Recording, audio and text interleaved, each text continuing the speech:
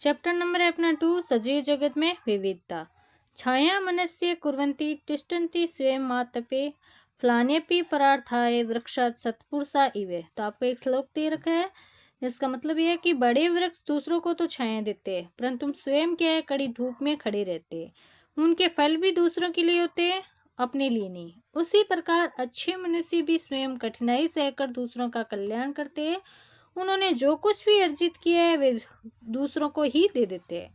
तो जैसे जो बड़े वृक्ष होते हैं वो क्या करते हैं, दूसरों को छाया देते हैं, परंतु स्वयं क्या होते हैं, वो कड़ी धूप के अंदर खड़े रहते हैं। उनके फल भी क्या है, दूसरों के ही काम होते हैं। तो जो वृक्ष के ऊपर जो फल लगे होते हैं उन्हें भी क्या है, दूसरे ही यूज में लेते हैं, अपने लिए नहीं। इसी प्रकार अच्छे मनुष्य भी क्या है, स्वयं क्या है कठिनाई सहकर दूसरों का क्या करते हैं, कल्याण करते हैं। उन्होंने जो कुछ भी अर्जित किया है वे उसे क्या है, दूसरों को ही दे देते हैं। तो यहाँ पे एक डायग्राम दे रखा है, देखो। कल की क्या है, सुखद वर्षा के पश्चात आज ये एक क्या है, सुहावनी सुबह। तो कल क्या है, बहुत अच्छी सी बरसात हुई थी, उसके बाद में मैं आज क्या है, एक सुहावनी सी सुबह है। तो विज्ञान की जो टीचर है उनका नाम है सुलेखा ने विद्यालय में प्रकृति की सैर को सुगम बनाने के लिए डॉक्टर रघु और मनीराम चाचा को आमंत्रित किया है। तो कल क्या है, बरसात हुई, अच्छी सी बरसात हुई, उसके बाद में एक सुहावनी सी सुबह है। उसको देखते हुए जो साइंस की टीचर है सुलेखा मैम है, उन्होंने क्या है नेचर वॉक के लिए, ताकि क्या है प्रकृति के बारे में बहुत कुछ जाना जा सके, उसको सुगम बनाने के लिए क्या किया, डॉक्टर रघु और मनीराम चाचा को भी साथ में आमंत्रित कर लिया। डॉक्टर रघु पास की अनुसंधान प्रयोगशाला में एक वैज्ञानिक है और मनीराम चाचा के विद्यालय के पास में ही रहने वाले एक वरिष्ठ नागरिक है। तो जो डॉक्टर रघु है वो क्या है, पास की एक अनुसंधान प्रयोगशाला लेबोरेटरी है, उसमें एक वैज्ञानिक है। और मनीराम चाचा के विद्यालय के पास में रहने वाले एक वरिष्ठ नागरिक है जो पर्यावरण और प्रकृति के बारे में बहुत कुछ जानते हैं। मनीराम चाचा पक्षियों की ध्वनि की नकल करने में क्या है, विशेषज्ञ है। तो मनीराम चाचा है वो क्या है, पक्षियों की जो ध्वनि होती है, अलग अलग ध्वनियाँ होती है, उनकी नकल करने के में क्या है, बहुत ही विशेषज्ञ है। ये विभिन्न प्रकार के पौधे और जंतुओं की पहचान करने में भी क्या है, निपुण है। तो मनीराम चाचा है वो क्या है, विभिन्न प्रकार के जो पेड़ पौधे हैं, जीव जंतु है, उनको पहचानने में भी क्या है, निपुण है। विद्यार्थियों को प्रकृति की सैर पर ले जाने से पहले डॉक्टर रघु ने उन्हें बताया कि इस सैर का उद्देश्य क्या है, प्रकृति में पौधों और जंतुओं की सुंदरता और विविधता का अनुभव करना है। तो विद्यार्थियों के मतलब इस नेचर वॉक पर ले जाने से पहले डॉक्टर रघु ने उन्हें बताया कि अपन ने जो ये नेचर वॉक पे जा रहे हैं उसका उद्देश्य क्या है कि प्रकृति में जितने भी पौधे हैं और जंतु की सुंदरता है और जो आपस में विविधताएं हैं उनको क्या करना है, अपने को अनुभव करना है, उनके बारे में जानना है। विद्यार्थी उनके पास प्रकृति की सैर पर जाने के लिए क्या है, उत्साहित है। वे उनसे बातचीत करने और सीखने के लिए भी उत्सुक है। शिक्षिका ने सभी विद्यार्थियों को परामर्श दिया कि वे अपने साथ नोटबुक, पेन और पानी की बोतल लेकर चले। तो जो उनकी मैम है सुलेखा मैम, उन्होंने बोला कि सभी स्टूडेंट्स अपने साथ में नोटबुक लेंगी, पेन लेंगे ताकि कुछ भी नोट करना हो तो उसमें नोट कर सके, और पानी की बोतल साथ में जरूर लेना है। जैसे जैसे वे चलते वे अपने आसपास के पौधों और जंतुओं की खोजबीन करना आरंभ कर देते। डॉक्टर रघु विद्यार्थियों को उद्यान यानी पार्क में गंध की विविधता को महसूस करने के लिए कहते। तो वहाँ पे जितने भी पेड़ पौधे हैं उनकी जो स्मेल है, उनकी में जो अलग अलग स्मेल है, उनकी जो अलग अलग गंध है, जो विविधता है, उनको महसूस करने के लिए डॉक्टर रघु उन विद्यार्थियों को बोलती है। वे इस बात पर भी बल देते हैं कि सभी जीवित प्राणियों का सम्मान करें और उनसे छेड़छाड़ न करते हुए उनका अवलोकन करें। वो साथ में ये भी बोलते हैं कि जितने भी जीवित प्राणी हैं उनका वो क्या करे, सभी सम्मान करे, उनसे कोई भी छेड़छाड़ ना करे। मनीराम चाचा विद्यार्थियों से कहते हैं कि वे न केवल विभिन्न पौधों और जंतुओं को देखें बल्कि ध्यान से विभिन्न ध्वनियों को भी सुने। विद्यार्थी विभिन्न प्रकार के पौधे देखते हैं जिनमें घास, झाड़ियां और बड़े वृक्ष शामिल है। तो मनीराम चाचा क्या बोलते हैं कि वो सिर्फ है ना पेड़ पौधों और जीव जंतुओं को देखे ही नहीं, बल्कि जो उनकी आवाजें होती है उनको भी महसूस करे, उनको ध्यान से सुने।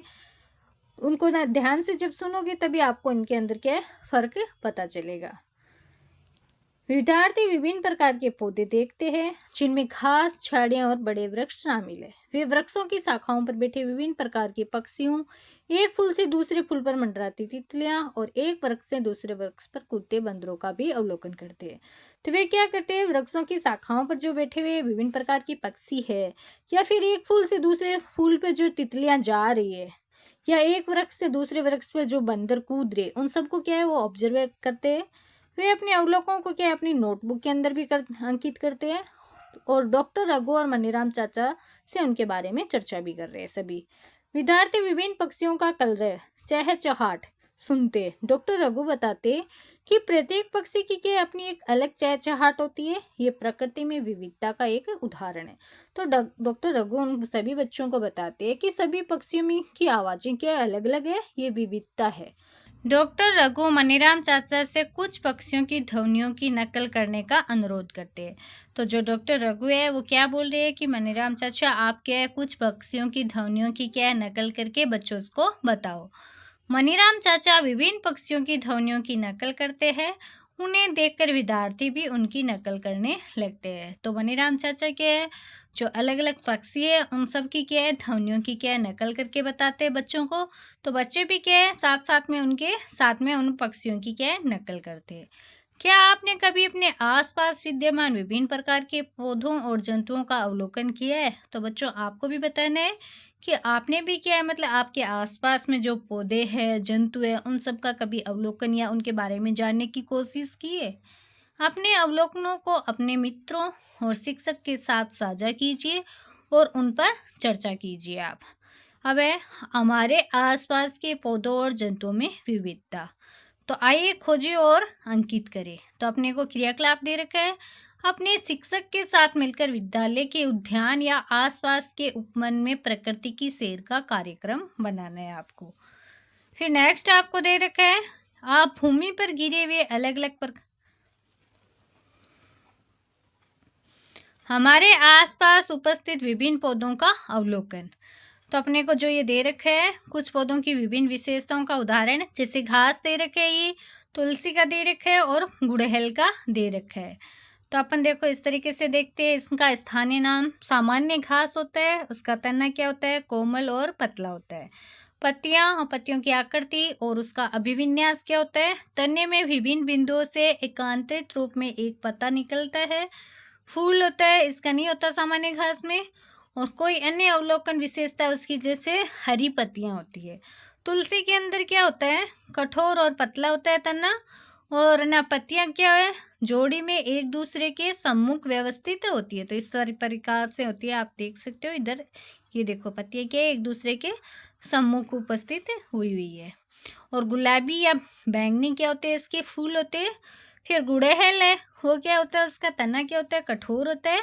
और नीम के कठोर और मोटा तना होता है और इसकी विशेषता क्या है चिकनी सतह वाली पत्तियां होती है। अपन इसके अंदर है ना इस तरीके से लिखेंगे कि स्थानीय नाम जैसे मान लो सामान्य घास दे रखी है तो तना इसका कोमल और पतला ये अपने को दे रखा है पत्तियां इनकी दे रखी है। फिर हरी पतली कोई भी अन्य अवलोकन और विशेषता इसकी ये होती है। तुलसी कठोर और पतला तना होता है विपरीत जोड़ी में शाखाओं के साथ पत्तियां निकली होती है। गुलाबी नुमा या बैंगनी इसका फूल होता है और औषधीय गुण होता है खांसी वगैरह में तुलसी काम में ज़्यादातर ली जाती है। गुड़हल क्या है कठोर तना होता है पत्तियां बड़ी किनारे कटे हुए लाल पीला या गुलाबी फूल होता है सजावटी पौधा है। और इसके अलावा आम है तो मोटा व मजबूत तना है दे रखा है बड़ी लंबी चमकदार पत्तियां होती है छोटे हल्के पीले फूल होते हैं फल देने वाला बड़ा पेड़ है ये। और अन्य में अपन नीम लिख देंगे जैसे कठोर तना होता है पत्तियां दंतीली बनाई हुई होती है सफ़ेद छोटे फूल होते हैं इसकी औषधीय पौधा है और कीटों को क्या करता है दूर रखता है। आपने जिन पौधों का अवलोकन किया है उनमें क्या समानताएं और क्या विभिन्नताएं पाई।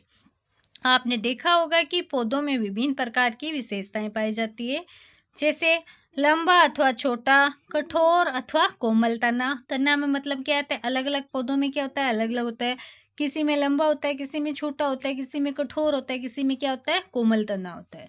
विभिन्न आकृतियों की पत्तियां होती है और तने पर पत्तियों का जो अभिविन्यास है यानी जो पत्तियां जिस तरीके से लगी हुई है वो भी क्या है अलग अलग पर होती है। फूलों के रंग आकार और सुगंध में भी क्या आती है अलग अलग भिन्नताएं होती है। अब सैर के समय देखे गए अथवा अपने पूर्व अनुभवों के आधार पर जंतुओं की एक सूची बनाइए। उनके रहने के स्थान उनके भोजन और गति के प्रकार को तालिका आपको क्या करनी है 2.2 में दिए गए रिक्त स्थान में क्या करना है अंकित कीजिए। आपके लिए यहाँ पर कुछ क्या है उदाहरण दिए हुए हैं, उदाहरण लिखे हुए हैं, जो खाली स्थान आपको दे रखे हैं उनके अंदर बाद में बढ़ना है। हमारे आसपास विद्यमान जंतुओं की विभिन्न विशेषताओं का अवलोकन।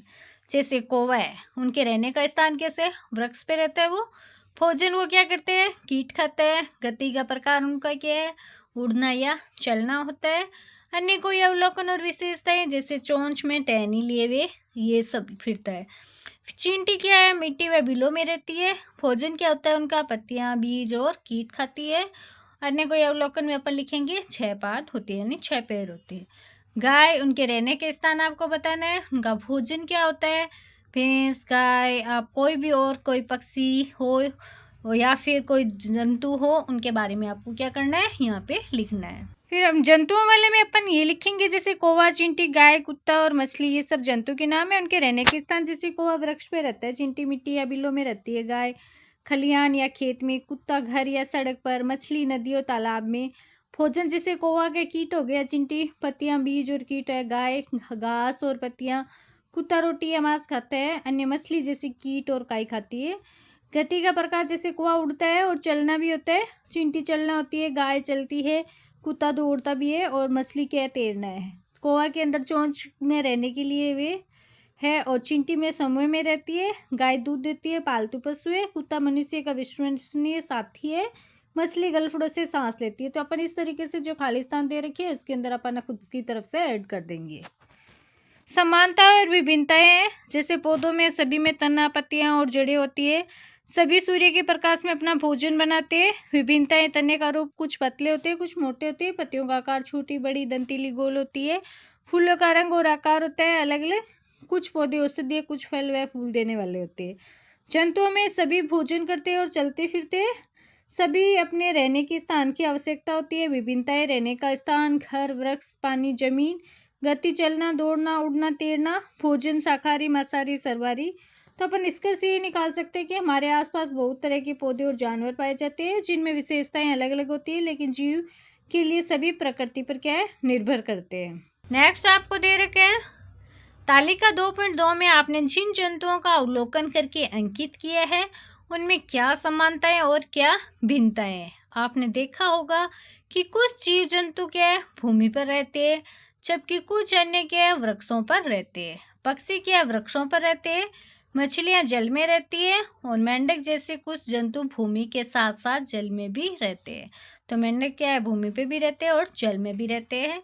जंतुओं द्वारा खाए जाने वाले भोजन और उनकी गति के प्रकारों में भी क्या है? विविधताएं हैं। आपने जिन पौधों तथा जंतुओं का अवलोकन किया है उनके चित्र अपनी नोटबुक में बनाइए अथवा आपके द्वारा एकत्रित किए गए विभिन्न पौधों के पत्तों, फूलों और जीव जंतुओं के पंखों के साथ एक स्क्रैप बुक तैयार करिए। तो आपने जो जो अवलोकन किया है उनको आपको क्या करना है? नोटबुक के अंदर बनाना है और आपने साथ साथ में पौधों के पत्ते, फूल और जीव जंतुओं के जितने भी पंख इकट्ठे किए वो सब क्या आपको बुक के अंदर क्या चिपकाने हैं।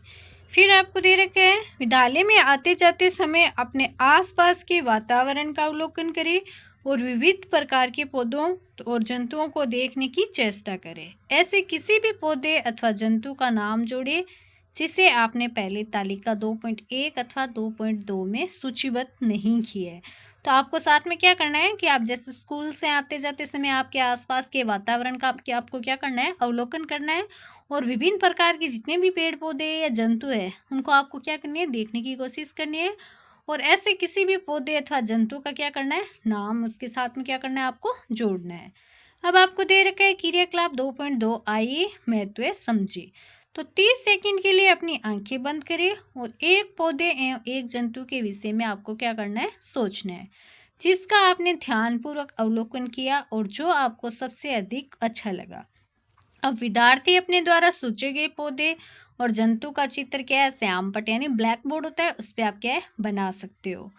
चित्र में बनाए गए विभिन्न पौधों और जंतुओं के बारे में आपके क्या विचार है वो सब क्या करना है? आपको बताना है। देखो ये जैसे बोर्ड है उसके अंदर देखो बच्चे क्या डायग्राम बना रहे हैं। जैसे देखो अलग अलग है, कोई बिल्ली बना रहा है, कोई चिड़िया बनाया है, किसी ने गुलाब का फूल बनाया है, किसी ने ना मेंढक बनाए हैं। वो सब आपको क्या बनाना है, फिर उसके बारे में क्या डिटेल से क्या है बताना है आपको। कक्षा के सभी विद्यार्थियों द्वारा श्यामपट्ट पर भिन्न भिन्न प्रकार के पौधों और जंतुओं को कि कितने चित्र बनाए गए हैं। तो कक्षा के अंदर आपके जो क्लास है उसके अंदर जैसे मान लो, देखो इधर कितने बना रखे हैं, 4 4 8 4 12 डायग्राम बना रखे हैं। वैसे ही क्या है, आपकी क्लास के अंदर आप कितने बनाते हो वो सब आपको क्या करना है, पता करना है। क्या आप सोचते हैं कि श्यामपट्ट पर चित्रित किए गए पौधे और जंतुओं के अतिरिक्त भी विभिन्न प्रकार के अनेक पौधे और जंतु हो सकते हैं? तो इधर देखो, ये आपको डायग्राम के अंदर जो दिख रहे हैं, इसके अलावा भी क्या है, बहुत सारे क्या है डायग्राम और क्या पौधे और जंतु हो सकते हैं। किसी विशेष क्षेत्र में पाए जाने वाले पौधों और जंतुओं की विविधता उस क्षेत्र की क्या है, जैव विविधता का भाग होता है। किसी क्षेत्र की जैव विविधता में प्रत्येक सदस्य की एक क्या है, अलग भूमिका होती है। जैसे पेड़ क्या है, कुछ पक्षियों और जंतुओं को भोजन और आश्रय प्रदान करते हैं। जंतु फल खाने के बाद बीज फैलाने में सहायता करते हैं। क्या आप ऐसे कुछ अन्य उदाहरण सोच सकते हैं? इससे पता चलता है कि पौधे और जंतु क्या है, एक दूसरे पर क्या है, निर्भर रहते हैं। पौधों और जंतुओं के समूह कैसे बनाएं? तो आप अपनी नोटबुक और पुस्तकों को समूह में कैसे व्यवस्थित करेंगे? क्या उन्हें समूह में व्यवस्थित करने से आपको अपने बस्ते को अच्छे ढंग से व्यवस्थित करने में सहायता मिलेगी? तो जैसे पौधे और जंतुओं को आपको क्या करना है, समूह के अंदर क्या है, व्यवस्थित करना है आपकी नोटबुक में। क्या उन्हें अपन है ना समूह में व्यवस्थित करने से आपको भी क्या है, अपने है ना जो बैग होता है उसको अच्छे ढंग से व्यवस्थित करने में क्या है, सहायता मिलेगी। आइए अब हम अपने आसपास के संसार पर क्या है, दृष्टि डालें। हमारे चारों ओर विभिन्न प्रकार की विशेषताओं वाले विविध प्रकार के पौधे और जंतु क्या है, विद्यमान है, जिनके विषय में हमने अनुभाग 2.1 में सीखा है। हम अपनी समानताओं और विभिन्नताओं के आधार पर उनके समूह को क्या है, बना सकते हैं। मतलब कोई पेड़ पौधे हैं, उनकी क्या है, अलग अलग जो पेड़ पौधे हैं, जो अलग अलग जीव जंतु हैं, उनको अलग अलग करके उनकी विशेषताओं को लिख कर क्या है, उनके अपन भिन्नताओं के आधार पर उनके क्या ग्रुप बना सकते हैं। आइए समूह बनाए। विविध प्रकार के पौधों और जंतुओं के चित्र क्या करना है, आपको इकट्ठा करना है। आप पुरानी पत्रिकाओं, समाचार पत्रों, चार्ट व अन्य स्रोतों से उनके चित्र काट सकते हैं। इनमें से प्रत्येक चित्र के अलग अलग कार्ड पर आपको क्या करना है, चिपकाना है। अपनी कक्षा को 5 या 6 विद्यार्थियों के अलग अलग समूह में बांट लेना है। आपकी जो क्लास है उसके अंदर क्या करना है, आपको 5 या 6 जो विद्यार्थी है, स्टूडेंट है, उनको क्या अलग अलग ग्रुप में डिवाइड कर लेना है। अपने समूह के सभी साथियों द्वारा बनाए गए कार्ड क्या करना है, आपको इकट्ठे करने हैं। कार्ड में दर्शाए गए सभी पौधों और जंतुओं की विभिन्न विशेषताओं का क्या करना है, आपको अवलोकन करना है। तो कार्ड के अंदर जितनी भी जो होंगे पेड़ पौधे होंगे और जंतु है, जो विभिन्न विशेषताएं हैं उनकी, उनका क्या करना है, आपको अवलोकन करना है। तालिका 2.1 और 2.2 में लिखी पौधों और जंतुओं की विशेषताओं को क्या करना है, आपको याद रखना है, स्मार्ट करना है। एक समान विशेषताओं के आधार पर उनके समूह बनाने हैं। तो जिनकी विशेषताएं एक जैसी है उनको क्या करना है, आपका उस आधार पे आपको क्या करना है, उनके ग्रुप बनाने हैं। आपके द्वारा बनाए गए पौधों और जंतुओं के समूह के आधार को कक्षा के अन्य समूहों के साथ साझा करना है और उन पे क्या करनी है, आपको चर्चा करनी है। आप ये देखकर आश्चर्यचकित होंगे कि विभिन्न समूहों द्वारा उपयोग किए गए आधार भिन्न हो सकते हैं। आपको क्या लगता है, इसके पीछे के कारण क्या है? तो आपने जो अलग अलग ग्रुप के अंदर जो अलग अलग है ना चीज़ें बनाई है, जैसे मतलब समूह के अंदर, जैसे कोई किसी के पास किसी पौधे की विशेषताएं ली है, किसी के पास किसी जंतु की विशेषताएं ली है, तो आपकी क्या है, बहुत सारी ऐसे विशेषताएं क्या इकट्ठी हो जाएगी। तो अपने को क्या करना है, आपको क्या लगता है कि इसके पीछे मतलब क्या कारण हो सकता है विभिन्न विद्यार्थियों ने समूह बनाने के लिए भिन्न भिन्न सामान्य विशेषताओं का चुनाव किया हो। उदाहरण के लिए कुछ विद्यार्थियों ने पौधों की ऊंचाई को समूह बनाने के आधार के रूप में चुना हो, जबकि हो सकता है कि अन्य ने पौधों के समूह बनाने के लिए फूलों की उपस्थिति अथवा अनुपस्थिति के आधार के ऊपर चुना हो। तो इसमें क्या करते हैं, कुछ ग्रुप क्या करते हैं, मतलब किसी चीज़ का एक आधार बना लेते हैं कि हमें क्या पढ़ना है, किसी पौधे की ऊंचाई के आधार पर इसकी विशेषताएं लिखनी है। कोई ग्रुप क्या बोलेगा कि हमें क्या है, इस पौधे के फूल है या नहीं है, किस कलर का है, उसकी क्या विशेषता है, उस आधार पर उसका क्या मतलब विशेषताएं लिखी है। फिर अपने को नेक्स्ट दे रखा है फूलों की उपस्थिति या अनुपस्थिति, कठोर या कोमल तना, खान पान का स्वभाव या रहने का स्थान। पौधों या जंतुओं में समूह बनाने के कुछ संभावित आधार हो सकते हैं। मतलब अपने को जो है ना ग्रुप बनाए हैं जिसमें आपको ये विशेषताओं के आधार पर अपन क्या है उनके बारे में लिख सकते हैं। संभवतः आपने जंतुओं के विविध विशेषताओं के आधार पर उनके समूह बनाए होंगे, जैसे वे क्या खाते हैं, वे कहाँ रहते हैं, वे किस रंग के होते हैं और कैसे चलते हैं। समूह बनाने का क्या महत्व है? समूह बनाने से पौधों और जंतुओं को उनकी समानताओं और विभिन्नताओं के आधार पर समझना और अध्ययन करना क्या है सरल हो जाता है। तो समूह बनाने का क्या महत्व है? मतलब अपन समूह ग्रुप बना के इन सब चीज़ों का मतलब क्यों अवलोकन कर रहे हैं? तो क्या ग्रुप बनाने से क्या होता है पौधों और जंतुओं की मतलब उनकी समानता उनकी विभिन्नताओं के आधार पर समझना क्या होता है, उनका अध्ययन करना क्या होता है थोड़ा सरल हो जाता है, सुगम हो जाता है और हम अच्छे से उनके बारे में समझ सकते हैं।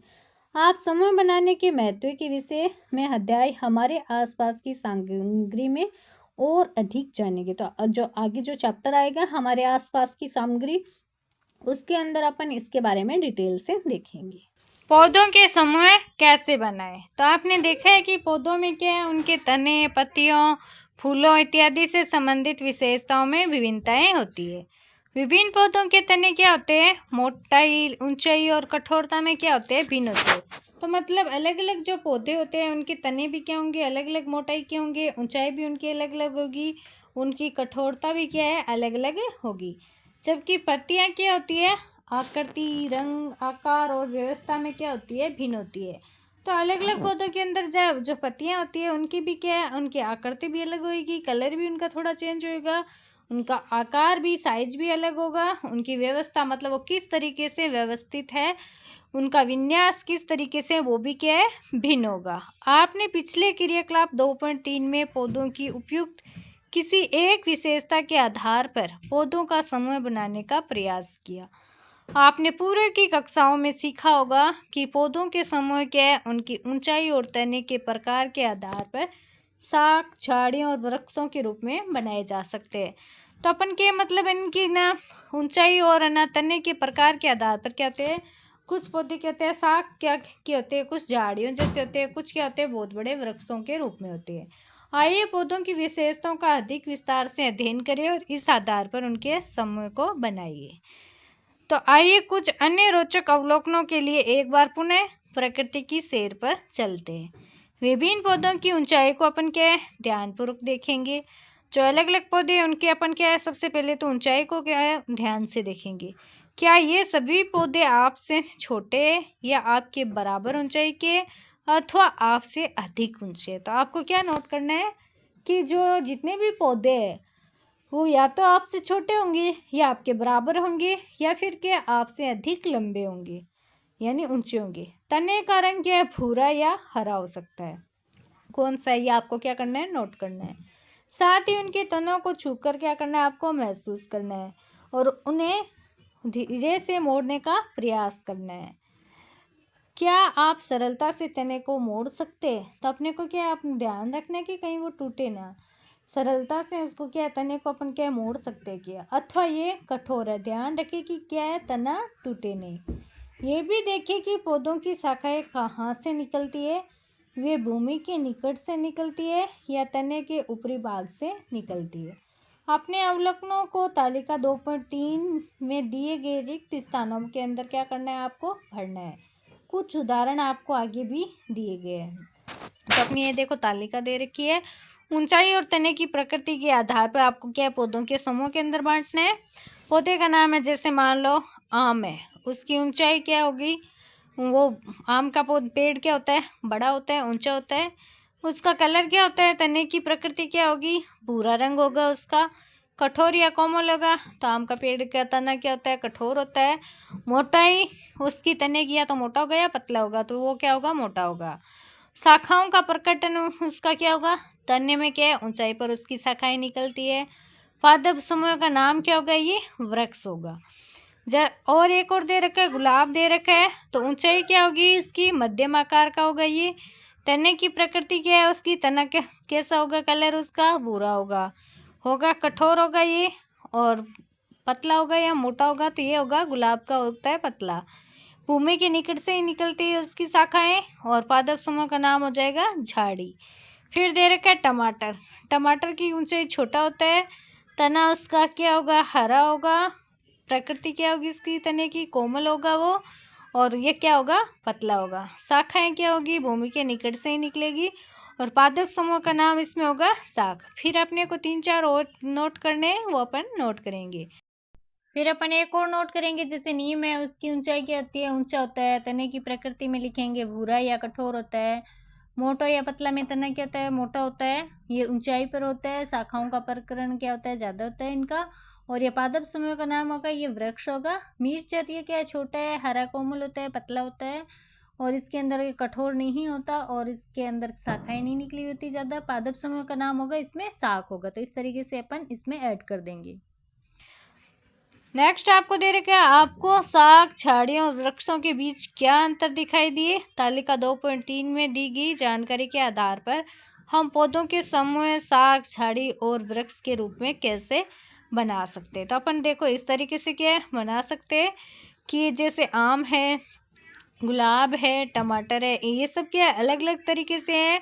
कोई वृक्ष है, कोई क्या है, झाड़ी है, कोई क्या है, शाख है। कुछ पौधे क्या है, बहुत ऊंचे होते हैं, और उनके तने क्या होते हैं, मोटे, कठोर, भूरे और काष्ठीय लकड़ी जैसे होते हैं। उनकी शाखाएं क्या है, भूमि से दूर तने की कुछ ऊंचाई से निकलना क्या करती है, आरंभ होती है। ऐसे पौधों को क्या बोलते हैं, वृक्ष कहा जाता है। उदाहरण के लिए आम का पेड़, देखो ये इधर देखो दे रखा है, यहाँ पे ये पेड़ दे रखा है, तो ये क्या है, वृक्ष है। फिर आगे नेक्स्ट आपको दे रखा है, झाड़ी किस तरीके से होगी, देखो इसको बोलते हैं झाड़ी। और ये क्या है, शाख। ये जो टमाटर का पौधा होता है वो क्या है, शाख। तो इस तरीके से निकलेगा। अब अपने को नेक्स्ट है, कुछ पौधों के तने क्या वृक्षों की तरह ऊंचे नहीं होते। प्राय इस प्रकार के पौधे अनेक भूरे रंग के काष्ठीय तने होते हैं, जो भूमि के निकट से शाखाओं के रूप में निकलते हैं। ये तने क्या होते हैं, कठोर होते हैं, लेकिन वृक्ष के तने जितने मोटे नहीं होते। ऐसे पौधों को क्या बोलते हैं, झाड़ी कहा जाता है। उदाहरण के लिए गुलाब का पौधा, तो अपन देखो इधर दे सकते हैं, झाड़ी जैसा होता है ये।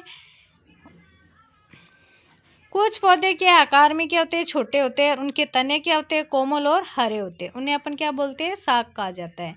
उदाहरण के लिए टमाटर का पौधा। कुछ पौधों के तने क्या होते हैं, दुर्बल होते हैं, उनको ऊपर चढ़ने और बढ़ने के लिए सहारे की क्या होती है, आवश्यकता होती है। लेकिन कुछ पौधे क्या होते हैं, उनके तने क्या होते हैं, बहुत ज़्यादा दुर्बल होते हैं, यानी कमज़ोर होते हैं। उनको भी ऊपर चढ़ने के लिए मतलब है ना, और बढ़ने के लिए भी क्या होता है, सहारे की ज़रूरत होती है।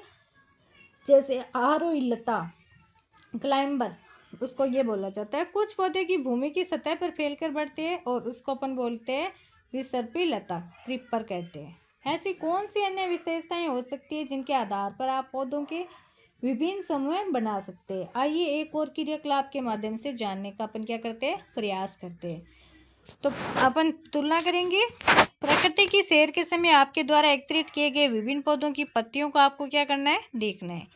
क्या आपको इन पत्तियों की आकृति और संरचना में भिन्नता दिखती है। तो देखो इधर देखो आप, जो ये फर्स्ट नंबर पे दे रखी है वो क्या है, जालिका रूपी सिरा विन्यास युक्त गुड़ैल की पत्ती है। इसकी देखो ये पत्ती का आकार और इसके अंदर जो विन्यास है, जो लाइनें दे रखी है आपको इस तरीके से डॉटेड तरीके से, ये गुड़ैल की पत्ती है, जालिका रूपी सिरा विन्यास युक्त वाली होगी। और इधर दे रखी है समांतर सिरा विन्यास, तो इधर देखो इस तरीके से जो बीच की लाइनें आपको दिख रही है वो समांतर क्रम में है, ये होगी केले की पत्ती। फिर है समांतर सिरा विन्यास युक्त है, ये घास की पत्ती है। तो विभिन्न प्रकार के सिरा विन्यास को प्रदर्शित करने वाली ये पत्तियां हैं। तो आप पौधों की पत्तियों पर पतली रेखाएं देख सकते हैं। इन पतली रेखाओं को क्या बोलते हैं, सिराएं कहते हैं। जो आपको ये पतली पतली रेखाएं दे रखी है गहरी, उनको अपन बोलेंगे सिराएं। सिराएं द्वारा दर्शाए गए पैटर्न को अपन क्या बोलते हैं, सिरा विन्यास कहा जाता है। आपको चित्र में 2.4 ख दिखाई गई पत्तियों की सिराओं में क्या अंतर दिखाई देता है। तो इधर देखो अपन देख सकते हैं क और ख दिख रहा है, तो ये जालिका रूपी सिरा विन्यास युक्त गुड़ैल की पत्ती है, और इधर ये समांतर सिरा विन्यास युक्त केले की पत्ती है। तो दोनों में अपन साफ फर्क नजर कर सकते हैं। आप कुछ पत्तियों में मोटी मध्य सिरा के दोनों ओर सिराओं का एक जाल जैसा पैटर्न देख सकते हैं। इस पैटर्न को क्या बोलते हैं, जालिका रूपी सिरा विन्यास कहा जाता है। उदाहरण के लिए गुड़ैल की पत्तियां इस सिरा विन्यास पैटर्न को प्रदर्शित करती है। आप देख सकते हैं कि कुछ पत्तियों में सिराएं क्या होती है, समांतर चलती है। इस पैटर्न को क्या बोलते हैं, समांतर सिरा विन्यास। तो एक जो केले की पत्तियां अपन ने देखी थी वो क्या है, समांतर सिरा विन्यास वाली है। उदाहरण के लिए केले और घास की पत्तियां क्या है, समांतर सिरा विन्यास को क्या करती है, प्रदर्शित करती है। क्या आपको लगता है कि पत्तियों में पाए जाने वाले सिरा विन्यास के आधार पर पौधों के समूह बनाए जा सकते हैं? आइए अब पौधों की जड़ों के बारे में जानने का प्रयास करते हैं। क्या सभी पौधों में जड़ें होती है? क्या ये जड़ें एक जैसी होती है? तो इसके बारे में अपन अभी देखेंगे। तो आप किसी ऐसे खुले मैदान में जाइए जहाँ जंगली क्या है, शाख और घास उग रहे हो। इस अभ्यास के लिए आप छोटे शाखों का उपयोग कर सकते हैं। खुरपी की सहायता से जड़ों को हानि पहुंचाए बिना कुछ भिन्न प्रकार के शाखों को सावधानीपूर्वक खोदकर बाहर निकालें। शाखा को निकालने के पहले आप मिट्टी को गीला करके ढीला कर सकते हैं। जड़ों को पानी से आपको धोए और उनका क्या करना है, आपको अवलोकन करना है। अवलोकन के पश्चात शाख को दोबारा लगाकर सुनिश्चित करें कि शाख लगातार जीवित रहे और वृद्धि करे। तो आपको क्या करना है, पौधे को नुकसान नहीं पहुंचाना है। जो सामान्य घास होती है, शाख होते हैं, उनको क्या करना है, आपको मिट्टी के अंदर से आपको हल्की हल्की खुरपी से निकालना है, उसकी जड़ों को धोना है और आपको इसका अवलोकन करना है। फिर आपको वापस उसको उसी तरीके से लगा देना है और ध्यान रखना है कि वो मुरझाए नहीं, वो खत्म ना होए। उसको लगातार पानी देके उसको वापस जीवित रखा जाए। आपके द्वारा एकत्रित किए गए पौधों की जड़ों में क्या समानता है और क्या भिन्नता है? चित्र 2.5 क और 2.5 ख में ये देखो, सरसों के पौधों में मूसला जड़ तंत्र है, देखो इस तरीके से। और इधर सामान्य घास के पौधे में रेशेदार जड़ तंत्र है। तो इस तरीके से अपन दोनों के अंदर फर्क देख सकते हैं।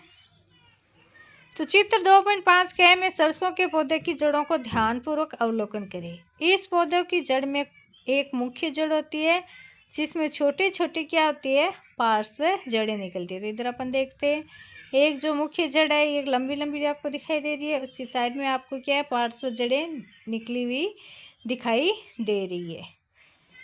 ऐसी जड़ों को क्या बोलते हैं, मूसला जड़ कहते हैं। मूसला जड़ वाले एक अन्य पौधे का उदाहरण क्या है, गुड़ैल है, जिसे आपने क्रियाकलाप 2.1 के अंदर देखा और तालिका 2.1 में अंकित किया है। तो अपने मूसला जड़ वाला एक पौधा जो पहले अपन देख चुके हैं, गुड़ैल है, जो कि अपन है ना, ये 2 क्रियाकलाप है 2.1 और तालिका 2.1 के अंदर आपने अंकित किया था। फिर चित्र 2.5 ख में दिखाया गया पौधा क्या है, कि सामान्य घास का पौधा है। इस पौधे की जड़ें क्या है, समान माप की पतली जड़ों के गुच्छों के रूप में दिखाई देती है। तो इसके अंदर जो जड़ें होती है वो क्या है, पतली जड़ों के गुच्छा जैसे होता है ना, उस तरीके से दिखती है, जो तने के आधार से क्या है, निकलती है। ऐसी जड़ों को क्या बोलते हैं, जकड़ा जड़ या रेशेदार जड़ भी बोलते हैं। क्या आपके संग्रह में कोई अन्य घास सम्मिलित है? यदि हाँ तो इसकी जड़ें किस प्रकार की? तो आपने अगर कोई नोट किया है जो इन दोनों से अलग है तो वो आप यहाँ पे लिख सकते हैं। क्या किसी पौधे की पत्ती में सिरा विन्यास के प्रकार और उसकी जड़ के प्रकार के बीच में कोई संबंध होता है? हम कैसे इसका पता लगा सकते हैं? तो अपन इसके बारे में चलो पता करते हैं। अपने विद्यालय की नर्सरी यानी जो पौधा घर है अथवा किसी अन्य नर्सरी से 5 सामान्य पौधों के पौधे एकत्रित करने हैं आपको और उन्हें अपने विद्यालय के उद्यान के अंदर क्या करने हैं, लगाने हैं। तो आपको जो है ना, स्कूल है उसके जो बगीचा है उसके अंदर लगाने हैं।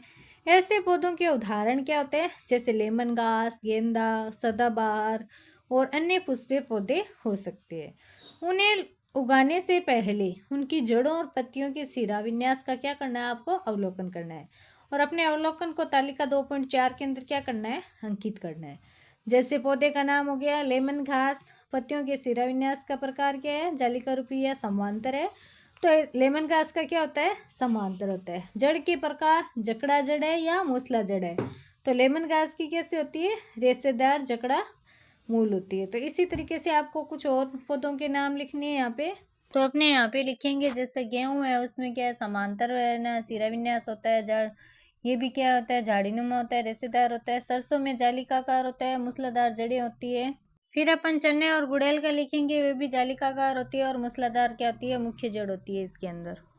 क्या आपको इन पौधों की पत्तियों के सिरा विन्यास और जड़ों के प्रकार के मध्य कोई संबंध दिखाई देता है? सदाबहार के पौधों में मूसला जड़ें और पत्तियों में जालिका रूपी सिरा विन्यास होता है। तो सदाबहार का जो पौधा होता है उसमें कैसी जड़ें होंगी, मूसला जड़ें होंगी और पत्तियों में क्या होगा, जालिका रूपी सिरा विन्यास होगा। ये जानने की कोशिश करें कि क्या जालिका रूपी सिरा विन्यास वाले अन्य पौधों में भी मूसला जड़ें होती है। दूसरी ओर लेमन घास के पौधों में जकड़ा जड़ें और पत्तियों में समांतर सिरा विन्यास होता है। क्या अन्य पौधे जिनमें समांतर सिरा विन्यास होता है उनमें भी जकड़ा जड़ें होती है? सामान्यतः जिन पौधों में जालिका रूपी सिरा विन्यास होता है उनमें मूसला जड़ें होती है, जबकि जिनमें समांतर सिरा विन्यास होता है उनमें क्या होती है? जकड़ा जड़ें होती है। जैसे चने का पौधा क्या है? मूसला जड़ और पत्तियों में क्या है? जालिका रूपी सिरा विन्यास का एक और उदाहरण है। गेहूं का पौधा क्या है? जकड़ा जड़ें और पत्तियों में क्या है? समांतर सिरा विन्यास का उदाहरण है। क्या किसी पौधे के बीज, जड़ के प्रकार और पत्ती के सिरा विन्यास में परस्पर संबंध है? क्या सभी बीज एक जैसे होते हैं? आइए अपन क्या करते हैं, इनकी तुलना करते हैं। चने और मक्का के कुछ बीजों को 2 या 3 दिन के लिए पानी के अंदर आपको क्या करना है? भिगोना है। चने के बीज का आवरण हटाकर बीजों की संरचना को क्या करना है? आपको देखना है। अब चने और मक्का के बीजों की संरचना का अवलोकन करें, क्या वे समान है अथवा भिन्न है। तो चना क्या होगा? इस तरीके से दिखेगा, द्विबीजपत्री बीज है चना, और ना मक्का क्या है? एक बीजपत्री बीज है। द्विबीजपत्री में देखो, ये बीजपत्री इस तरीके से आपको डायग्राम के अंदर साफ साफ नजर आ रहे हैं। एक बीजपत्री में इस तरीके से होगा। तो आप देखेंगे कि चने के बीज में अपने बीज आवरण के अंदर 2 भागों में विभक्त होते हैं। तो ये 2 पार्ट्स में डिवाइड होते हैं।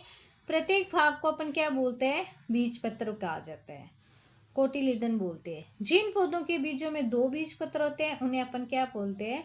डाइकोट बोलते हैं, द्विबीजपत्री कहा जाता है। मक्का के बीज में एक पतला बीजपत्र होता है। जैसे बीज वाले पौधों को एक बीजपत्री, मोनोकोटो कहा जाता है। आप पौधों में पत्ती के सिरा विन्यास, जड़ों के प्रकार और बीजों में बीज पत्रों की संख्या में परस्पर क्या संबंध देखते हैं? द्विबीजपत्री पौधों में क्या होता है? जालिका रूपी सिरा विन्यास और मूसला जड़ तंत्र होता है। तो इसके नीचे आप अंडरलाइन कर सकते हो कि द्विबीजपत्री जो पौधे होंगे वो क्या होंगे? जालिका रूपी सिरा विन्यास होगा और उसमें मूसला जड़ तंत्र होता है। जबकि जो एक बीजपत्री पौधे होते हैं उसमें क्या होगा? समांतर सिरा विन्यास होगा और जकड़ा जड़ तंत्र होंगे। तो आप है ना, द्विबीजपत्री पौधे में आप साफ साफ दिमाग में सेट रखो कि ये जालिका रूपी सिरा विन्यास है और इसमें मूसला जड़ तंत्र है। और एक बीजपत्री मोस्टली क्या होंगे? समांतर सिरा विन्यास होगा और जकड़ा जड़ तंत्र होगा इसके अंदर। तो आपने पौधों के समूह बनाने के लिए उपयोग की जाने वाली कुछ विशेषताओं के विषय में पढ़ा है। आइए अब जंतुओं के समूह बनाने के विषय में अपन क्या पढ़ते हैं। तो अपन ने अभी तक पौधों के बारे में पढ़ा था, अब अपन पढ़ेंगे जंतुओं के समूह को कैसे बनाए, यानी जंतुओं के जो ग्रुप है उनको किस तरीके से बनाते हैं। तो पौधों की भांति जंतु भी क्या है? एक दूसरे से बहुत भिन्न होते हैं। क्या कभी आपने सोचा है कि हम इतने विविध प्रकार के जंतु के समूह कैसे बना सकते हैं? आप ऐसी कौन सी विशेषताओं के बारे में सोच सकते हैं जिनका उपयोग इनका समूह बनाने के लिए किया जा सकता है? आपने पहले ही क्रियाकलाप 2.3 में जंतुओं के समूह बनाने के लिए कुछ आधार निर्धारित किए। आइए इनमें से कुछ पर अपन क्या करते हैं? विस्तार से चर्चा करते हैं। तो आपने क्रियाकलाप 2.2 में कुछ जंतुओं की गति को अंकित किए है। आपने संभवतः ये भी देखा होगा कि अन्य जंतु किस प्रकार एक स्थान से दूसरे स्थान पर गति करते हैं। आइए जंतु में विभिन्न प्रकार की गतियों को जानने का अपन क्या करते हैं? प्रयास करते हैं। तो चित्र 2.7 आपको जो दे रखा है ये जंतुओं में विविधता, ये वाला डायग्राम आप अच्छे से देखो इसको। तो चित्र 2.7 में अनेक जीव जंतुओं को दिखाया गया है। आप इस चित्र में स्वयं द्वारा देखे गए अन्य जंतुओं को भी इसमें जोड़कर विविध प्रकार के जीव जंतुओं पर एक आपको पोस्टर बना सकते हैं। तो चित्र 2.7 को देखकर ये बताने का प्रयास करिए कि जंतुओं द्वारा गति के लिए शरीर के किस अंग का उपयोग किया जाता है। तो मतलब किस अंग का उपयोग करते हैं जिसे वो क्या करते हैं? गति करते हैं। जैसे मेंढक किस तरीके से गति करता है, सांप कैसे करता है, गाय कैसे करती है, तितली कैसे करती है, या मछली किस प्रकार गति करती है, उसके बारे में अपने को क्या करना है? अध्ययन करना है, नोट करना है। इन जंतुओं को तालिका 2.5 में आपको क्या करना है? सूचीबद्ध करना है, यानी उसके अंदर आपको नोट करना है। इन जंतुओं में गति करने के तरीकों को देखिए और उनके चलने के उपयोग किए जाने वाले शरीर के अंगों के आपको क्या करने हैं? नाम बताने। तो वो किस तरीके से चलते हैं, जिसमें वो शरीर का कौन सा पार्ट यूज में ले रहे हैं, उस अंग का क्या करना है? आपको नाम लिखना है। तालिका 2.5 में कुछ उदाहरण आपको दे रखे, जैसे मान लो चींटी है, तो जंतु का नाम अपन ने चींटी ले लिया। गति के लिए प्रयुक्त शरीर का अंग कौन सा होता है? टांगे होती है। बकरी क्या है? चलना या कूदना। टांगे यूज में लेती है। कबूतर उड़ता है, पंख यूज में लेता है। मक्खी क्या होता है, चलना और उड़ना, पैर और पंख काम में लेते हैं। मछली भी पंख काम में लेती है। इसी प्रकार अपन बाकियों के भी लिख सकते हैं। जैसे गाय का लिखते हैं तो गाय के पैर यूज में ले रही है, इस तरीके से अपन लिखेंगे। तो अपन इसके अंदर जैसे मान लो सांप, मेंढक और कुत्ता का लिखेंगे। जैसे सांप रेंगता है, मेंढक कूदना और तैरना, कुत्ता दौड़ना और चलना है। कौन से अंग काम में लेते हैं? शरीर का लचीला ढांचा होता है सांप का, टांगे और झिल्लीदार पैर होते हैं मेंढक के, और कुत्ता में भी क्या है, टांगे यूज में ली जाती है। तो तालिका 2.5 में दी गई जानकारी के आधार पर आप क्या निष्कर्ष निकाल सकते हैं। विभिन्न जंतुओं में अलग अलग प्रकार की गति होती है। जंतु उड़ सकते हैं, दौड़ सकते हैं, रेंग सकते हैं, चल सकते हैं, कूद या फांद सकते हैं। तो बंदर क्या है, कूदता फांदता रहता है, चल सकता है। वैसे क्या है, सांप क्या है, रेंगता है। ये जंतु एक स्थान से दूसरे स्थान तक जाने के लिए शरीर के विभिन्न अंगों का उपयोग करते हैं। उनके पास पंख, पैर और दूसरे अंग हो सकते हैं जो उन्हें चलने में सहायता करते हैं। चित्र एवं तालिका के माध्यम से हमने गति के प्रकार और गति के लिए प्रयुक्त शरीर के अंगों के आधार पर जंतुओं को पहचाना। हम जंतुओं को उनकी गति के आधार पर समूह में कैसे बांट सकते हैं? इनके अतिरिक्त अनेक जंतु आकृति, आकार, संरचना, रंग एवं अन्य विशेषताओं में एक दूसरे से भिन्न होते हैं। इनमें से कुछ विशेषताओं का उपयोग विभिन्न प्रकार के जंतुओं के समूह बनाने के लिए किया जा सकता है। पौधों की भांति ही जंतुओं के समूह बनाना उनकी विविधता को समझने के लिए क्या है, महत्वपूर्ण है। तो सबसे पहले अपन एक वैज्ञानिक का परिचय देखते हैं।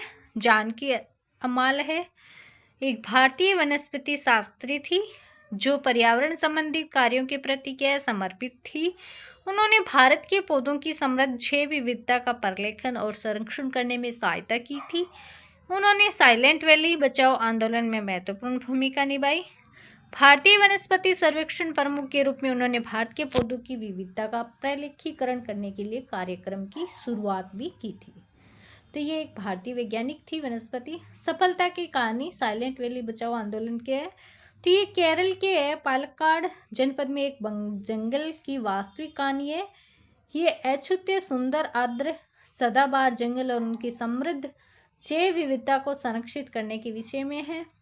प्रसिद्ध साइलेंट वैली को उन आमजनों द्वारा चलाए गए एक अद्वितीय आंदोलन द्वारा बचाया गया था जो जंगल के आसपास भी नहीं रहते थे। ये संघर्ष कुंतीपुड़ा नदी के समीप एक जल विद्युत बांध के प्रस्ताव के विरुद्ध 10 वर्षों तक जारी रहा। उस समय लोगों ने व्यापक जागरूकता कार्यक्रम, संपादक को पत्र, समाचार पत्रों में लेख, सेमिनार और अंत में न्यायालय में याचिकाएं और अपील सहित सभी संभव उपलब्ध साधनों का उपयोग किया। इस प्रकार ये आंदोलन साइलेंट वैली को बचाने में सफल रहा। साइलेंट वैली आंदोलन की शुरुआत मतलब है ना 1970 के दशक में हुई थी। प्रमुख वैज्ञानिक इसके अंदर थे डॉक्टर सलीम अली भी थे, साथ में लेखक सुनील गंगोपाध्याय थे और माधव गौडगिल भी थे। भारतीय वैज्ञानिक और छात्रों ने इस आंदोलन में महत्वपूर्ण भूमिका निभाई थी। स्थानीय जनता, शिक्षक, कवि और पर्यावरण प्रेमी भी के आंदोलन से जुड़े। आंदोलन का नाम पूरा साइलेंट वैली बचाओ रखा गया था। प्रमुख उपलब्धियां क्या थी? पर्यावरण विधियों के दबाव, प्रदर्शन और वैज्ञानिक रिपोर्टों के कारण भारत सरकार ने परियोजना की समीक्षा की। अंत 31 दिसंबर 1980 को तत्कालीन प्रधानमंत्री जी श्रीमती इंदिरा गांधी ने साइलेंट वैली परियोजना की रोकने की घोषणा की थी। 1984 में साइलेंट वैली राष्ट्रीय उद्यान के रूप में घोषित हुआ। ये क्यों महत्वपूर्ण है? क्योंकि विश्व का सबसे प्राचीन उष्णकटिबंधीय सदाबहार वन है, जैव विविधता का खजाना है। 1000 से अधिक पौधे और सैकड़ों पक्षियों, जानवरों और कीटों की प्रजातियां वहाँ पे।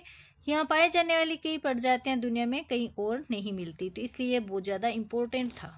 विभिन्न परिवेश में पौधे और जंतु। संभवतः आपने प्रकृति की सैर के दौरान अवलोकन किया होगा कि विभिन्न जीव जंतु विभिन्न परिवेशों में रहते हैं। तो अपन है ना प्रकृति की जब सैर करते हैं तब देखते हैं, अवलोकन करते हैं तब कि जो विभिन्न जीव जंतु है उनको क्या भिन्न परिवेशों में रहते हैं। आपने तालिका 2.5 में जीव जंतुओं की गति को भी अंकित किया। क्या जंतुओं की गति उनके परिवेश पर निर्भर करती है? तो जो जंतुओं की गति है जो उनके जो रहने का जो वातावरण होता है उनके पे भी डिपेंड करती है क्या? उदाहरण के रूप में हम मछली और बकरी को लेते हैं। मछली क्या जल में रहती है। जल में गति करने के लिए उनके पास धारा रेखित स्ट्रीमलाइंड शरीर और पंख होते हैं। बकरी घास वाले क्षेत्र में रहती है और टांगों की सहायता से चलती है। तो बकरी और मछली में अपन देख सकते हैं, फ़र्क देख सकते हैं। देखो बकरी क्या है, किससे चलती है, टांगों से चलती है। लेकिन मछली क्या होती है, वो पंख होते हैं, उनके फिन होते हैं, उनके द्वारा वो क्या करती है, गति करती है। जंतुओं के आकार और आकृति भी एक दूसरे से क्या होती है, भिन्न होती है। आइए तुलना और विश्लेषण करें। तो तालिका 2.6 को देखिए और श्यामपट्ट पर उसके जैसी एक तालिका आपको क्या करनी है, बनानी है। अब उन पौधों और जंतुओं के नाम की सूची बने जिन्हें आप या आपके सहपाठियों ने इन स्थानों पर देखा अथवा जिनके बारे में आप जानते हैं। कुछ उदाहरण दिए गए, आप और उदाहरण भी इसके अंदर क्या है, जोड़ सकते हैं। तो अपने को 2.6 में तालिका कौन सी थी, विभिन्न परिवेशों में पाए जाने वाले जंतु और पौधे। जैसे मरुस्थल के अंदर क्या रहते हैं, ऊंट रहती है। पर्वतीय क्षेत्र में देवदार का वृक्ष होता है। महासागर में मछलियाँ, जंगल में शेर। अन्य भी अपन क्या है, मरुस्थल के अंदर लिख सकते हैं। जैसे और को मतलब ऊंट के अलावा क्या है, बकरी भी रहती है, भेड़ भी रहती है। पर्वतीय क्षेत्रों में क्या रहते हैं, महासागर में कौन से रहते हैं, जंगल में कौन से रहते हैं, वो सब अपन यहाँ पे और ऐड कर सकते हैं। तो अपन इसके अंदर जैसे नागफनी कैक्टस है, पर्वतीय क्षेत्र में चीड़ का पेड़ है, महासागर में जैसे डॉल्फिन रहती है, जंगल में जैसे हाथी रहता है, अन्य जैसे भैंस, और ये लिख सकते हैं। फिर मरुस्थल में लोमड़ी, छिपकली, पर्वतीय क्षेत्र में याक, महासागर में जैसे ऑक्टोपस, व्हेल, जंगल में बंदर, अन्य में कौवा या कबूतर लिख सकते हैं। मरुस्थल में मोटे और मांसल तने युक्त नागफनी के पौधे भी रहते हैं। तो विभिन्न क्षेत्रों में पाए जाने वाले जंतुओं और पौधों के संबंध में आपने क्या अवलोकन किया, अपने अवलोकनों पर सहपाठियों के साथ आपको क्या करनी है, चर्चा करनी है। तो तालिका 2.6 में आप देख सकते हैं कि एक प्रकार के क्षेत्र में पाए जाने वाले पौधे एवं जंतु अन्य प्रकार के क्षेत्रों में पाए जाने वाले पौधे और जंतु से क्या होते हैं, भिन्न होते हैं। जैसे देखो यहाँ पे मरुस्थल के अंदर ऊंट, पर्वतीय क्षेत्र में देवदार वृक्ष होता है, महासागर में मछलियाँ होती है, जंगल के अंदर शेर रहते हैं। तो इस तरीके से तो यहाँ ध्यान देना आवश्यक है कि अलग अलग क्षेत्रों में पाए जाने वाले ये दोनों प्रकार के पौधे एक दूसरे से क्या होते हैं, भिन्न भिन्न होते हैं।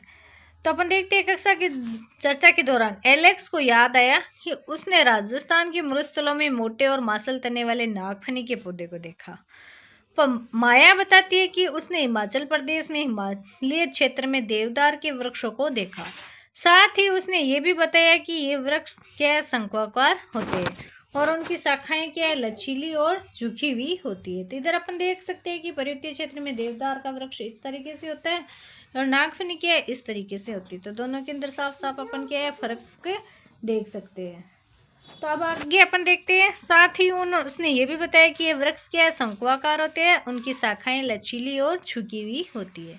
यहाँ ये ध्यान देना आवश्यक है कि अलग अलग क्षेत्रों में पाए जाने वाले ये दोनों प्रकार के पौधे क्या है, एक दूसरे से क्या है, भिन्न होते हैं।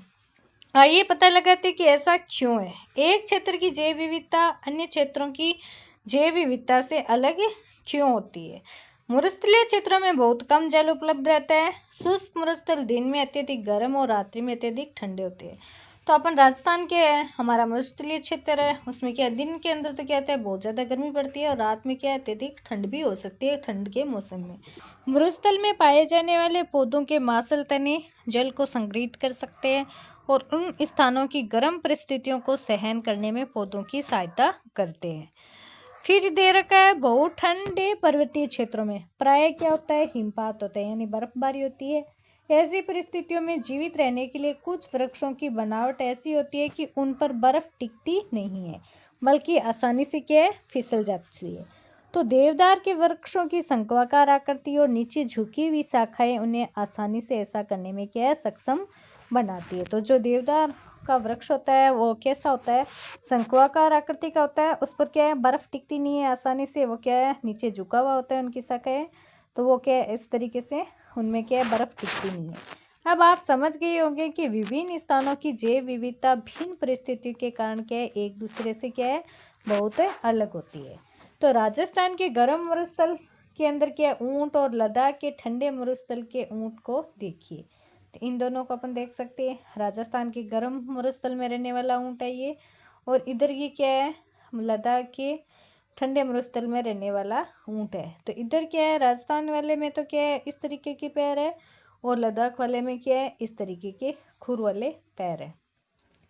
तो इन दोनों में फ़र्क क्या है, इन दोनों जंतुओं में आपको क्या अंतर दिखाई देते हैं, इन अंतरों के कारण ही ऊँटों को क्या लाभ होते हैं। तो गर्म मरुस्थल के ऊँटों के पैर क्या होते हैं, लंबे होते हैं, जिनमें चौड़े क्या है, खुर होते हैं।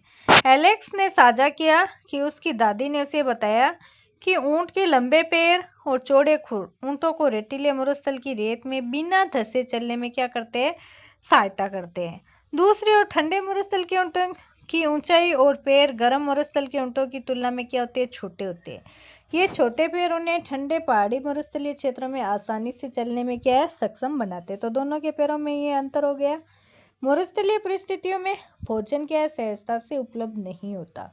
ऊंट अपनी कुबड़ में भोजन संचित करते हैं। गर्म मरुस्थलों के ऊंटों में एक कुबड़ होता है जो भोजन की कमी के दौरान उन्हें जीवित रहने में क्या है, सहायता देता है। और ठंडे मरुस्थलों के ऊंटों में 2 कुबड़ होते हैं। ये दोनों कुबड़ सर्दियों के अंत के दिनों में छोटे हो जाते हैं, क्योंकि ठंडे मरुस्थल में अधिक भोजन उपलब्ध नहीं होता और उस पर उन्हें कुबड़ों में संचित भोजन का उपयोग करना पड़ता है। उनके सिर से लेकर गर्दन के निचले भाग तक लंबे बाल होते हैं, जो लद्दाख के बर्फीले मौसम में उनको जीवित रहने में क्या है, सहायता होते हैं।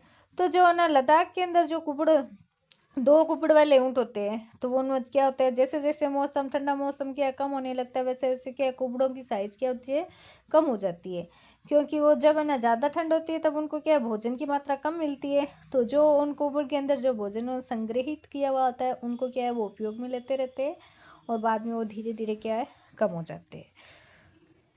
मरुस्थल के ऊंटों को जीवित रहने में कौन कौन सी अन्य विशेषताएं सहायक हो सकती है। तो कक्षा के अन्य विद्यार्थियों ने भी अपने अवलोकन को साझा करना आरंभ कर दिया कि राजस्थान की रहने वाली काशी ने कहा कि ऊंट क्या कम मात्रा में मूत्र विसर्जन करते हैं, उनका गोबर सूखा होता है और उन्हें पसीना भी नहीं आता, क्योंकि ऊंट अपने शरीर में बहुत अधिक पानी का त्याग नहीं करते, इसलिए बिना जल पिए वे कई दिनों तक क्या है, जीवित रह सकते हैं। माया ने नीलगिरी के 16 वन में देखी खूबसूरत लाल फूलों वाले बुरांस यानी रोडोडेंड्रॉन के विषय में बताया। उसने बताया कि बुरांस की ऊंचाई क्या होती है, कम होती है और उनके पत्ते क्या होते हैं, छोटे होते हैं, ताकि वे पहाड़ की चोटियों पर तेज हवाओं में क्या है, जीवित रह सके। सिक्किम की रहने वाली पेमा ने बताया कि उसने पाया कि पहाड़ों में बुरांस क्या होते हैं, लंबे पौधे देखे, इसलिए भिन्न क्षेत्रों में पाए जाने वाले बुरांस के पौधे भी उन क्षेत्रों में जीवित रहने के लिए विभिन्न विशेषताएं प्रदर्शित कर सकते हैं। तो अपन देख सकते हैं यहाँ पे नीलगिरी में बुरांस है ये, और ये सिक्किम में क्या है, बुरांस है। 2 भिन्न क्षेत्रों में बुरांस की भिन्न विशेषताएं होगी। तो सागर अपने सहपाठियों को बताता है कि वे एक विशेष समारोह के लिए अपने माता पिता के साथ अंडमान और निकोबार द्वीप समूह गया था। वहाँ उसने महासागर में विशाल व्हेल और रंगीन मछलियों को देखा। उसके पिता ने उसे समझाया था कि मछलियों का धारा रेखित शरीर उनके लिए जल में तैरना क्या है, आसान बना देता है। हमने सीखा कि किसी विशेष क्षेत्र में पाए जाने वाले पौधों और जंतुओं की क्या अपनी विशेष विशेषताएं होती है। तो अपन ने देखा कि मतलब अलग अलग जगह पर क्या है, अलग अलग तरह के जीव जंतु होंगे, क्योंकि वहाँ की जलवायु के आधार पर वो क्या है, अलग अलग तरीके के होंगे, उनकी विशेषताएं अलग अलग होगी, जो उन्हें क्या जीवित रहने के लिए क्या सक्षम बनाती है। ये विशिष्ट विशेषताएं जो पौधों और जंतुओं को किसी विशेष क्षेत्र में जीवित रहने में सक्षम बनाती है, उन्हें क्या बोलते हैं, अनुकूलन कहा जाता है। तो देवदार के पेड़ का आकार और बुरांस की ऊंचाई ऐसे अनुकूलन है जो उन्हें पर्वतीय क्षेत्रों में जीवित रहने में क्या है, सक्षम बनाते हैं। वह स्थान जहाँ पौधे और जंतु रहते हैं उन्हें उनका क्या बोलते हैं, आवास कहते हैं। तो जो आवास अपन किसको बोलेंगे, तो वह स्थान जहाँ पे क्या पौधे और जंतु रहते हैं उन्हें उनका क्या बोलेंगे, आवास कहेंगे। उदाहरण के लिए समुद्री कच्छों का आवास समुद्र या महासागर है। ऊंट का आवास गर्म या ठंडा मरुस्थल है। बुरांस का आकाश पर्वतीय क्षेत्र है। पौधे और जीव जंतुओं का आकाश उन्हें जीवित रहने के लिए भोजन, जल, वायु, आश्रय और अन्य आवश्यकताएं प्रदान करता है। कई प्रकार के पौधे और जंतु एक ही आवास में रह सकते हैं। आवास किसी क्षेत्र की जैव विविधता को निर्मित करने में महत्वपूर्ण भूमिका निभाता है। वैज्ञानिक परिचय एक साली मलिक है। 1896 में जन्म हुआ था, 1983 में मृत्यु होगी। ने पक्षियों में विविधता का अवलोकन करने के लिए पूरे भारत की यात्रा की। तो साली मलिक जी है, उन्होंने क्या किया, पक्षियों के न विविधता को यानी पक्षियों के बारे में जानने के लिए क्या पूरे भारत की यात्रा की। उन्होंने सभी पक्षियों की एक सूची तैयार की और उनके यात्रा मार्गों और आवासों को भी प्रलेखित किया। उन्होंने पक्षियों की अत्यधिक विविधता वाले क्षेत्रों को अंकित किया और उन क्षेत्रों के संरक्षण के उपयोग किए। केवला देवी राष्ट्रीय उद्यान, भरतपुर, राजस्थान और रंगनाथिट्टू पक्षी अभयारण्य, मंड्या, कर्नाटक ऐसे संरक्षित क्षेत्रों के उदाहरण हैं। उन्होंने भारतीय उपमहाद्वीप के पक्षियों पर 10 खंड की एक ऐतिहासिक पुस्तक श्रृंखला लिखी। उन्हें भारत का पक्षी पुरुष यानी बर्ड मैन ऑफ इंडिया के रूप में भी जाना जाता है। उनके योगदान के लिए उन्हें 1976 में पद्म विभूषण से सम्मानित किया गया। आप किन किन भिन्न विधियों से पौधों और जंतुओं के आवास के आधार पर उनके समूह बना सकते हैं? एक विधि तो यह है जो थल पर रहते हैं और जो जल में रहते हैं के आधार पर उनका समूह बनाया जा सकता है। एक विधि तो अपनी ये होती है कि तो या तो जो पक्षी है वो थल पर रहते हैं या जीव जंतु जो जल के अंदर रहते हैं उनके आधार पर हम इनको ग्रुप में डिवाइड कर सकते हैं। थल पर रहने वाले पौधों और जंतुओं के आवास को हम थलीय आवास कहते हैं। वन, घास के मैदान, मरुस्थल, पर्वतीय क्षेत्र थलीय आवास के कुछ क्या है उदाहरण है। जो थल के अंदर रहते हैं वो क्या है, जैसे वन है, घास के मैदान है, मरुस्थल है, पर्वतीय क्षेत्र है, वो क्या है थलीय आवास के क्या है कुछ उदाहरण है। जल में रहने वाले पौधों और जंतुओं के आवास को अपन क्या बोलते हैं, जलीय आवास कहते हैं। जैसे तालाब, झील, नदियां, महासागर जलीय आवास के क्या है कुछ उदाहरण है। मेंढक जैसे कुछ जंतु क्या है जल के साथ साथ थल पर भी रह सकते हैं। तो मेंढक क्या है थल पर भी रहता है और जल के अंदर भी रहता है, तो उन्हें अपन क्या बोलेंगे, उभयचर जंतु कहते हैं। यदि किसी पौधे या जंतु का आवास क्षतिग्रस्त हो जाए तो क्या होगा? यदि बकरी को खाने के लिए घास न मिले तो क्या होगा? क्या मछली बिना जल के जीवित रह सकती है? अपने माता पिता, दादा दादी और पड़ोसियों से उन पौधों या पक्षियों, कीटों अथवा ऐसे अन्य जंतुओं के बारे में जानिए जिन्हें वे बचपन में प्राय देखते थे लेकिन अब वे कम दिखाई देते हैं। ऐसे परिवर्तन तब होते हैं जब आवास क्या नष्ट हो जाते हैं। पौधे और जंतुओं के आवास की क्षति से वे अपने घर, भोजन और अन्य संसाधनों से वंचित हो जाते हैं। इसमें जैव विविधता की क्या है हानि होती है। तो बहुत बार क्या होता है कि जो उनका आवास होता है वहाँ पे जो परिस्थितियाँ होते हैं वो क्या है उनके अनुकूल, जब जीव जंतु के अनुकूल नहीं होती तो वहाँ पे क्या है वो जीव जंतु क्या है खत्म होने लगते हैं, समाप्त होने लगते हैं। तो इससे क्या है जैव विविधता में भी क्या है हानि होगी। और दे रखा है भारत में क्या है बंगाल बाघ के लिए चीता और गोडावन, ग्रेट इंडियन बस्टर्ड बोलते हैं गोडावन को, की संख्या क्या है मानवीय गतिविधियों द्वारा हुई उनके आवासीय क्षति के कारण क्या है घट गई है। तो भारत में जो बंगाल का बाघ है, चीता है और जो गोडावन पक्षी है उनकी संख्या क्या है मानव की जो गतिविधियाँ हैं जो मतलब पर्यावरण को प्रदूषित कर रही है उनकी वजह से क्या है उनका आवासीय क्षति क्या है के कारण उनकी संख्या क्या है घट गई है। भारत सरकार ने हमारी जैव विविधता के संरक्षण के लिए अनेक परियोजनाएं आरंभ की है। तो भारत सरकार ने ना इसके लिए मतलब जैव विविधता के संरक्षण यानी उसको बचाने के लिए क्या है बहुत सारी परियोजनाएं की है आरंभ। बंगाल टाइगर की घटती संख्या के संरक्षण के लिए 1973 में बाघ परियोजना प्रोजेक्ट टाइगर आरंभ की थी। चीता की संख्या को पुनः स्थापित करने के लिए 2002 में चीता पुनर्वास परियोजना चीता री इंट्रोडक्शन प्रोजेक्ट प्रारंभ की थी। इसी प्रकार गुजरात, राजस्थान और महाराष्ट्र राज्यों में गोडावन के आवास को संरक्षित क्षेत्र घोषित किया गया है। तो यहाँ पे ये बंगाल बाघ है, चीता है और ग्रेट इंडियन बस्टर्ड है। इन सबको ना मतलब है ना संरक्षण के देने के लिए इनको बचाने के लिए भारत सरकार ने क्या है बहुत सारी योजनाएं दे रखी है। परंपरागत रूप से संरक्षित वन, पवित्र उपवन सैक्रेड ग्रोव्स। पवित्र उपवन ये अबाधित वन क्षेत्र है जिनका आकार बहुत छोटे से लेकर बहुत बड़े तक हो सकता है। पवित्र उपवन पूरे भारत में पाए जाते हैं। ये कई प्रकार के औषधीय पौधों समेत विविध प्रकार के पौधों और जंतुओं को क्या है घर है। इनका संरक्षण स्थानीय समुदाय द्वारा किया जाता है। यहाँ किसी को भी किसी जीव जंतु को हानि पहुंचाने, पेड़ों को काटने या क्षेत्र को क्षति पहुंचाने की अनुमति नहीं है। इस प्रकार पवित्र उपवन सामुदायिक रूप से क्या है संरक्षित जैव संपदा है। आप अपने क्षेत्र के पवित्र उपवन के विषय में आपको भी क्या करना है पता लगाना है। जैसे पश्चिमी घाट का एक पवित्र उपवन दे रखा है इधर, वैसे ही क्या करना है आपको भी अपने क्षेत्र के अंदर जो पवित्र उपवन है उनका भी क्या करना है पता लगाना है। नेक्स्ट आपने दे रखा है हमें अपने ग्रह को जीवन से परिपूर्ण बनाए रखने के लिए जैव विविधता की रक्षा करने की क्या है आवश्यकता है ताकि पौधे और जंतु बचे रह सके और फलते फूलते रहे। फिर आपको कुछ प्रमुख शब्द दे रखे, जैसे अनुकूलन क्या होता है, उभयचर क्या है, जलीय क्या है, जैव विविधता क्या है, बीजपत्र क्या होता है, द्विबीजपत्री पौधे क्या होते हैं, रेशेदार जड़, आवास, शाख, एक बीजपत्री पौधे, समांतर शिरा विन्यास, ये सब जो शब्द दे रखे हैं उन सब का क्या है आपको क्या है मीनिंग पता होना चाहिए। अब अपने ना मतलब कुछ सारांश देखेंगे, मुख्य मुख्य जो बिंदु हैं उनके बारे में जानेंगे। हम विविध प्रकार के पौधे और जीव जंतुओं से घिरे हुए हैं। पौधे और जंतुओं की ऐसी विविधता क्या बोलती है, जैव विविधता का क्या एक पार्ट है, भाग है। पौधे और जंतुओं के समूह इनके बीच समानता और भिन्नताओं के आधार पर बनाए जा सकते हैं। पौधों में जड़, तना, फूल, पत्तियां इत्यादि से संबंधित विशेषताओं के आधार पर समानताएं और भिन्नताएं होती है। पौधे और जंतुओं को उनकी सामान्य विशेषताओं के आधार पर समूह में व्यवस्थित करने की विधि को अपन क्या बोलते हैं, समूहन भी कहा जाता है।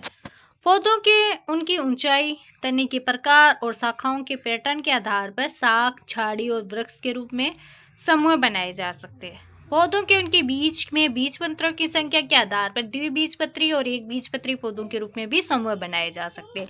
तो अपन ने जो ये चैप्टर पढ़ा था उसके कुछ पॉइंट्स है ये। एक बीजपत्री पौधे क्या होते हैं, सामान्यतः जो एक बीजपत्री पौधे होते हैं उनकी पत्तियों में क्या है समांतर शिरा विन्यास प्रदर्शित करते हैं और उनमें रेशेदार जड़ें पाई जाती है। जबकि द्विबीजपत्री पौधों की पत्तियों में मुख्यतः क्या होता है, जालिका रूपी शिरा विन्यास होता है और उसमें क्या होती है, मूसला जड़ें पाई जाती है। विभिन्न जंतुओं में अलग अलग प्रकार की गति पाई जाती है। गति के प्रकार के आधार पर उनके समूह बनाए जा सकते हैं। विभिन्न क्षेत्रों की जैव विविधता भिन्न पर्यावरणीय परिस्थितियों के कारण एक दूसरे से क्या होती है, भिन्न होती है। पौधे और जंतुओं को किसी विशेष स्थान पर जीवित रहने के लिए सक्षम बनाने वाली विशिष्ट विशेषताओं को क्या बोलते हैं, अपन अनुकूलन कहा जाता है। तो जो पौधे होते हैं और जंतु होते हैं उनको क्या है, किसी विशेष स्थान पर जीवित रहने के लिए सक्षम बनाने वाली जो विशेषताएं होती है उनके अंदर वो क्या अनुकूलन बोला जाता है उनको। वह स्थान जहाँ पौधे और जंतु रहते हैं उसे क्या बोलते हैं, उनका आवास कहते हैं। आवास के आधार पर जंतुओं और पौधों को थलीय और जलीय के रूप में समूह बनाए जा सकते हैं। आवास की सख्ती से जैव विविधता को हानि होती है क्योंकि पौधे और जंतु अपने निवास, भोजन और अन्य संसाधनों से वंचित हो जाते हैं। हमें अपने ग्रह को जीवन से परिपूर्ण बनाए रखने के लिए जैव विविधता की रक्षा करनी चाहिए ताकि पौधे और जंतु बचे रह सके और फलते फूलते रहे।